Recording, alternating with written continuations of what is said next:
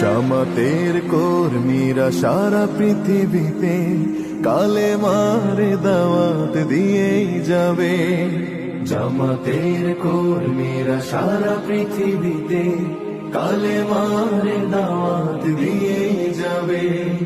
কোরআনের আলোকে সমাজ বিনির্মাণ, কোরআনের আলোকে সমাজ বিনির্মাণ, হাজার জুলুম বাধা উতরে যাবে।